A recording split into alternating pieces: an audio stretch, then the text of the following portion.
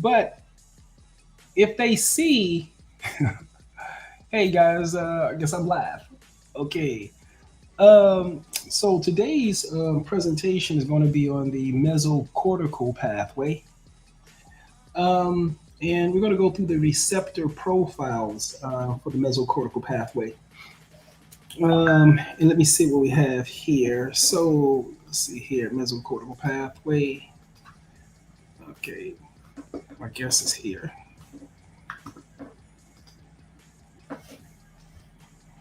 Hold on one second.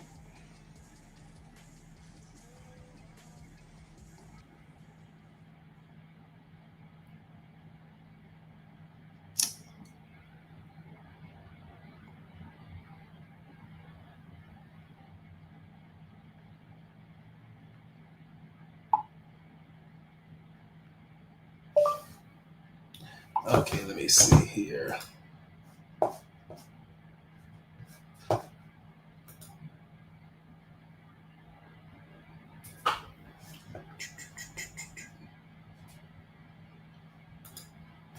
Okay. Okay, great. Okay, so first, mesocortical pathway. First, let me show you a description here.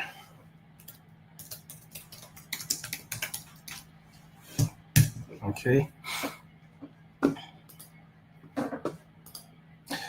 This is the mesocortical pathway here. Here is a image of the mesocortical pathway here. It starts here in the ventrotegmental area, and it goes through. It's a pretty sophisticated nerve bundle.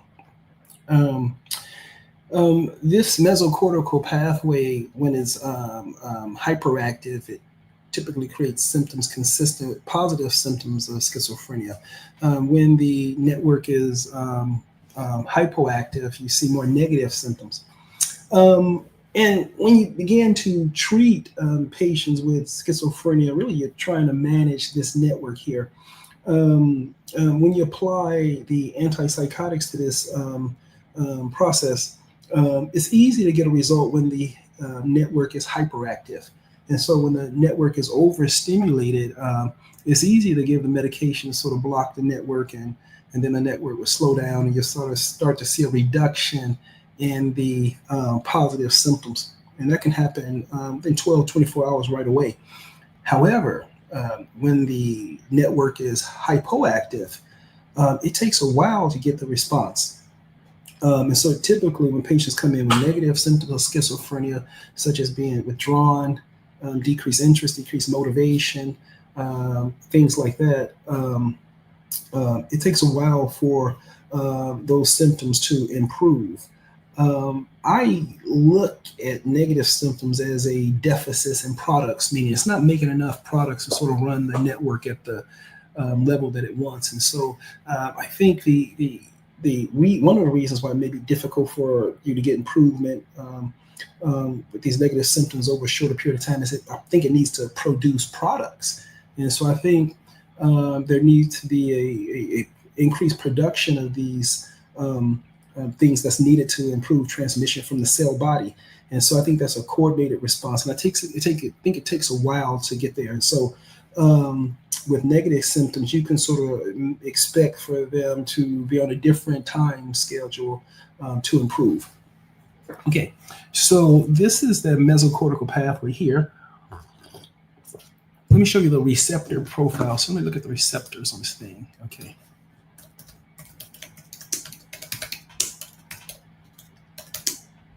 Receptors.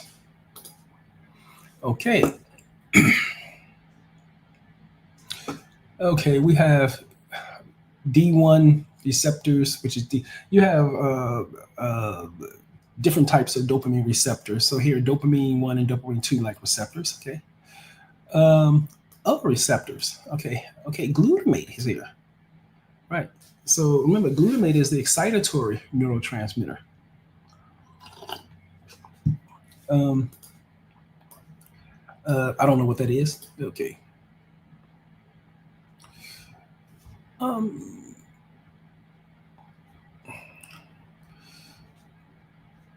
Let me.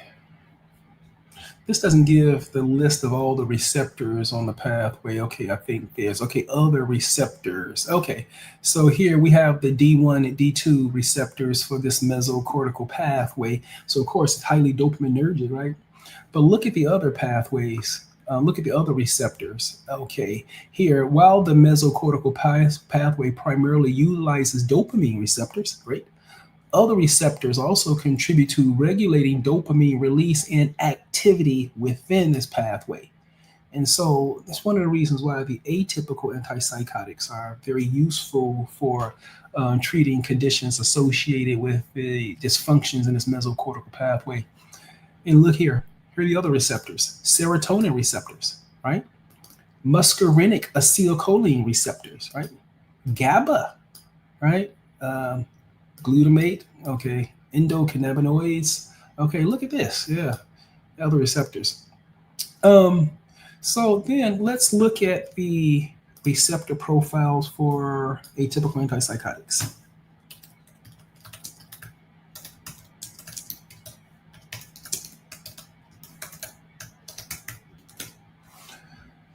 Okay, look here. Look what you say.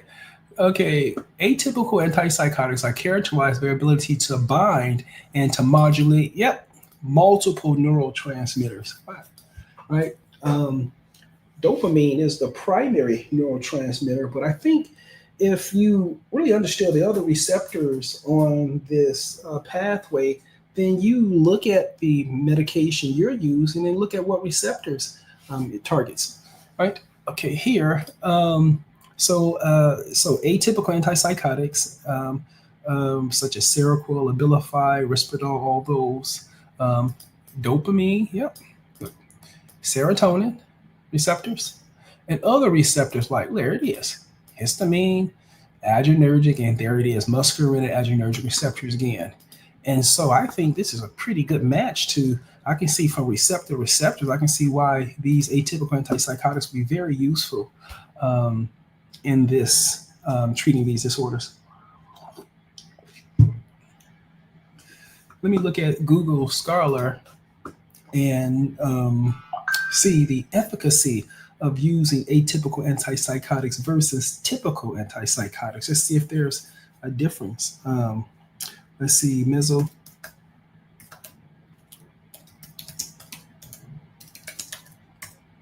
don't know how to ask the question. Mesocortical pathway. I want to see what's the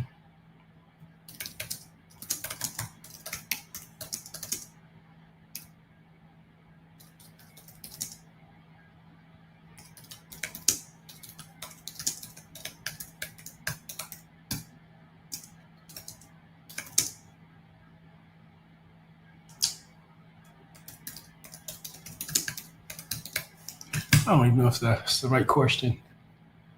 Contrasting typical, atypical. Let me see if I can say Garak.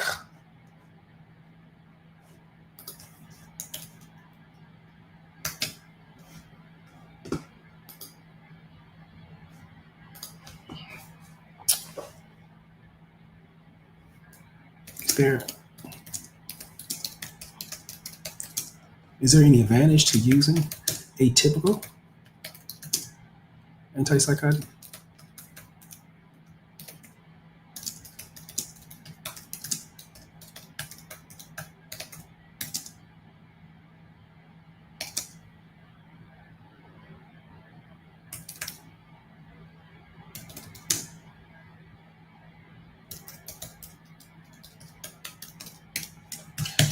Says, is there any advantage to using atypical antipsychotics over typical antipsychotics in managing schizophrenia?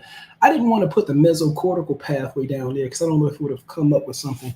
But here, okay, atypical antipsychotics generally offer advantages over typical antipsychotics in managing schizophrenia.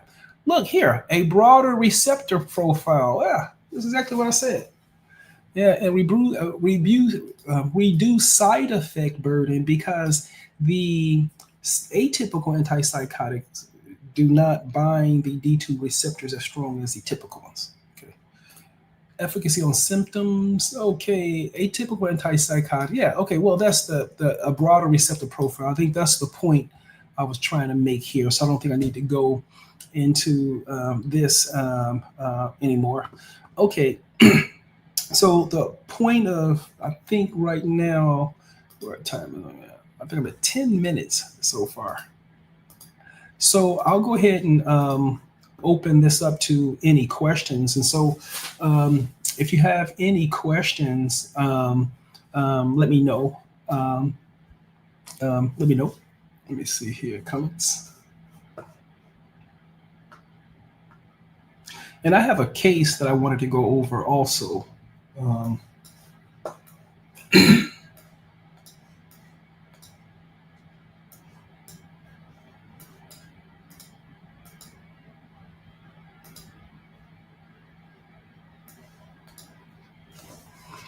have a question.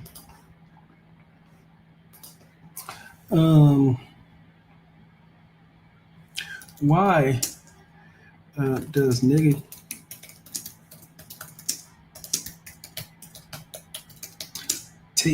why does negative SHIZO why does negative symptoms of schizophrenia take longer to improve when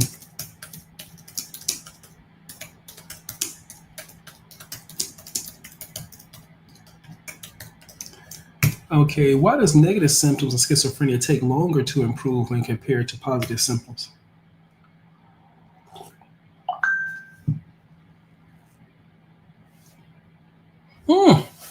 Okay. Look, negative symptoms of schizophrenia, such as apathy, social withdrawal, blunted affect, typically takes longer to improve than positive symptoms, right? Such as hallucinations and delusions due to the differences in their underlying neurobiology. Yeah, because if the network is hypoactive, then you're not producing products. In order to produce products, you have to get instructions from the cell body, and I think that's a very complicated process. Treatment response and the mechanism. Okay, yeah, great. Neurobiological basis. Negative symptoms associated with more complex and less understood mechanisms, including the hypoactivity and dopaminergic activity in the prefrontal cortex, glutaminergic dysfunction. This is a problem here, glutaminergic dysfunction. Structural brain changes such as cortical atrophy. Okay, that's interesting. Now, so let me see if I have any more questions here. Okay, so let's see. First question. Hey, Doc, good to see you. Hey, Doc, good explanation of the receptors. Can lifestyle or supplements improve receptor balance? Can lifestyle or supplements receptor balance? That's not a term I don't know what receptor balance is. Let me see if you have too much glutaminergic activity, you're going to be very excited and activated. The opposite of glutamate is GABA. Glutamate turns everything on, GABA turns everything off. And so you want balance between yin and yang, those two systems, with the goal of getting homeostasis. And so lifestyle can help you with that. So for example, if you have a lot of glutaminergic activity, meaning you're very restless or irritable or hyperactive, then you should probably go on long walks and use endurance to sort of bring down those stress hormones. And if you were to walk an hour every day, it'll be very helpful. But the changes that you see after you go through that walking program, let's say you did it for 6 months or something like that, the changes will have to be changes that happen at the receptor level, at the junction of the synaptic cleft. It's the changes there. that results in all the modifications you see. So lifestyle can. I'm not sure if supplements can. I don't think that supplements can really impact this whole system like that. But lifestyles definitely. Next question, really informative video. Next question, let's see here. Why does dopamine work differently in schizophrenia versus depression? So schizophrenia is mediated primarily by the mesocortical pathway. Let me show you that pathway again right here.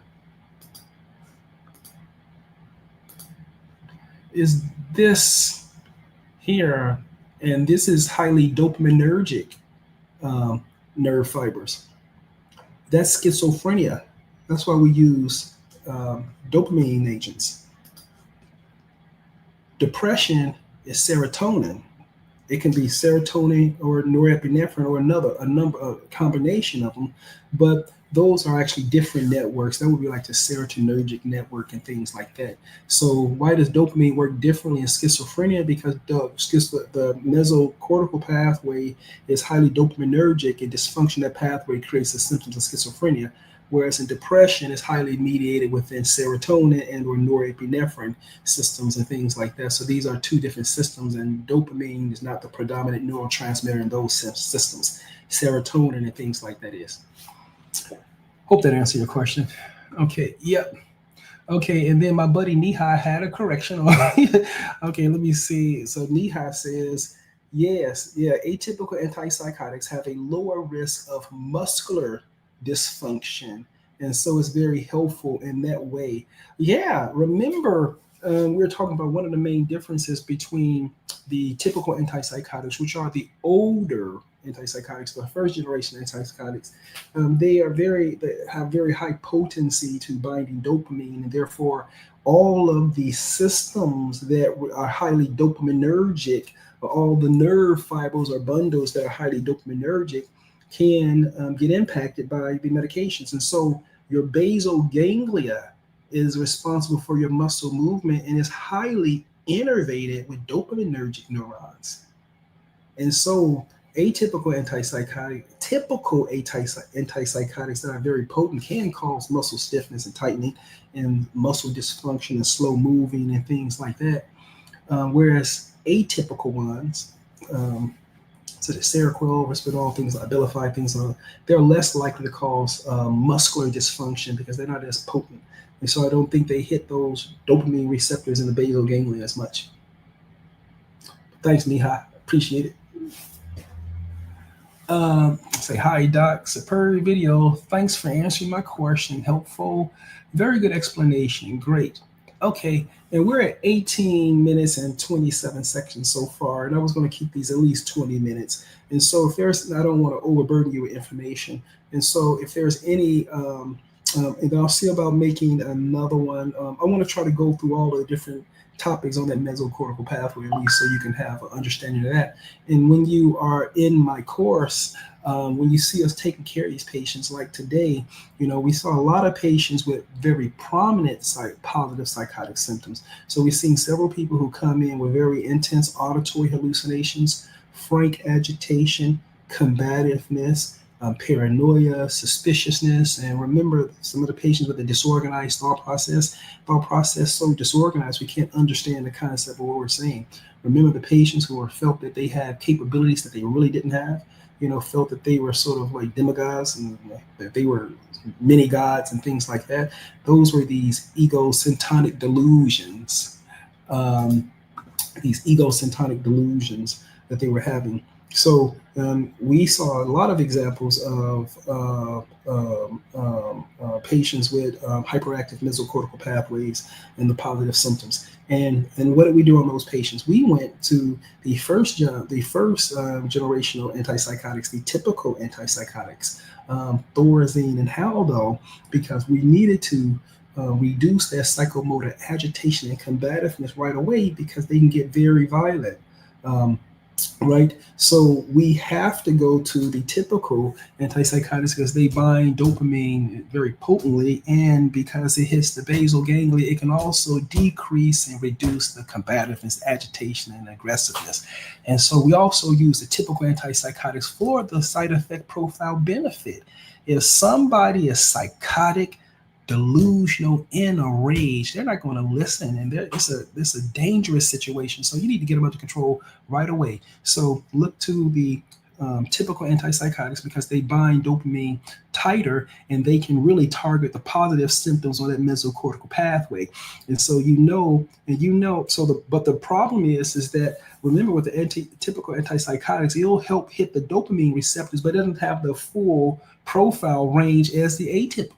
So we'll start the typical in the emergency department or the first day to help control the agitation or get control of the situation. But that's the acute phase of the treatment. We want to switch to the maintenance phase at some point when the patient gets stable, because we want to take advantage of targeting those other receptors on the mesocortical pathway.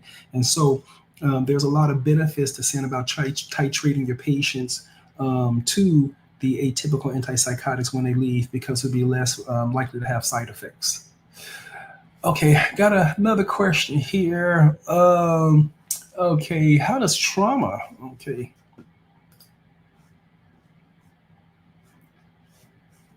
How does trauma or stress affect receptor functions in this pathway? Trauma, increase adrenergic response, increase glutaminergic activity, increase excitability. I mean, that's it. Let's see. Okay, and we're at 22 minutes, so I'm going to go ahead and end for today. I didn't want to go over 20 minutes. And so see you guys tomorrow. It's been a pleasure. Take care. Bye.